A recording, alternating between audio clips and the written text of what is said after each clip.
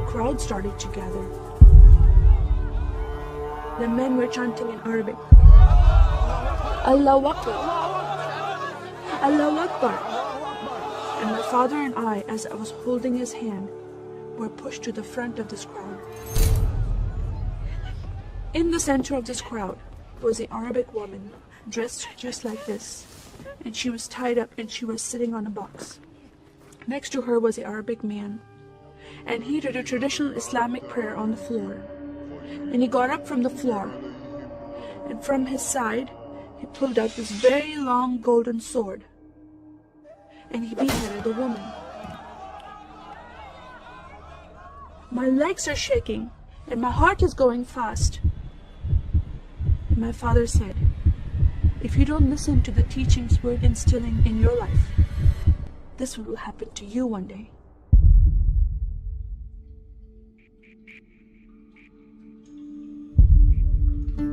I was born and raised in a small country by the name of Kuwait, a community of 98% Muslim population. 2 of my uncles are imams, and 1 is president of a mosque, where I would hear the call to prayer 5 times a day.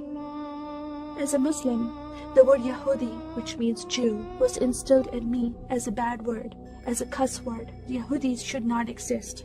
They should be killed, and I never thought to question why would I hate them. I never met Jewish people in my life. They never did anything to harm my family. I just hated them. Just the word brought hatred in my heart. It's very important to learn the Quran and the Hadith and even memorize it in Arabic. I even entered a competition where you recite a long chapter in front of Islamic leaders and teachers.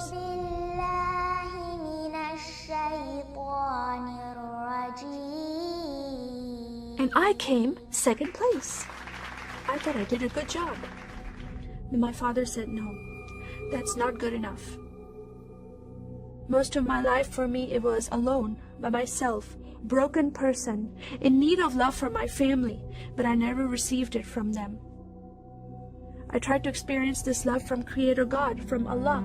In my prayer times, I lifted up my hands and I cried out to Allah for help. Please have my father stop beating my mother. Please have my father stop beating me. But no help came. God is not a personable God to Muslims. God doesn't say, I love you. Saddam Hussein forces came in the middle of the night and invaded the small country of Kuwait. And then they came to my city and they destroyed property and they looted people's home and they stole possessions and they killed the men and they raped the women. Then we were granted asylum status to stay in the US. My grandmother suddenly got very sick. She had a heart attack and she went to the hospital. And 2 days later, she passed away. I was devastated because I lost my best friend. And this lady approached me and asked me if I was okay.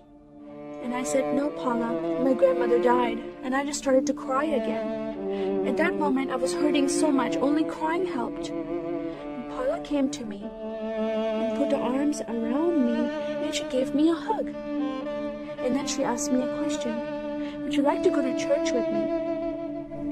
When I walked into this church, I experienced love from these people and acceptance from these people like I've never before. Fellowshipping together, they were men and women together. They didn't have to be separate. No one was judging each other. And they knew I was Muslim. They were so friendly to me themselves, accepting of me and loving of me. And that was really surprising to me. And for the first time in my life, I heard a message from the Bible. He started reading the message about Yeshua. When he walked into the synagogue, he was given a scroll from Prophet Isaiah, and he opened the scroll and he started reading that scripture. That the Spirit of the Sovereign Lord is upon me, because he has anointed me to preach the gospel to the poor. He has sent me to heal the broken heart and to proclaim liberty to the captive and freedom of sight to those who are bound, to proclaim the year of the Lord's favor. First time I heard these words of freedom and healing and liberty. I'm desperate to be freed from bondage. I was held captive in Islam and I wanted to be freed from that. I was blinded with so much hatred in my heart. The darkness broke from my eyes. The veil came off my heart. I knew the decision I was making to leave Islam is a big decision. By Sharia law, Islamic law, it is death penalty. But I'm desperate to know a living God. In that day, I gave my life to becoming a follower of Jesus. This is the God of Israel, God of Abraham, Isaac, and Jacob. And the nation of Israel is God's heartbeat. And I said, God, forgive me. I did not know I hated your people. I love the Jewish people because it's their God, their Messiah that I'm following. And He told me to love them.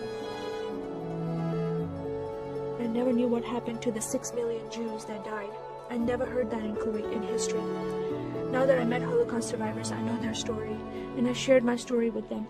Your God, your Messiah, changed my heart, giving His life for me, so I can have life everlasting. He rescued me.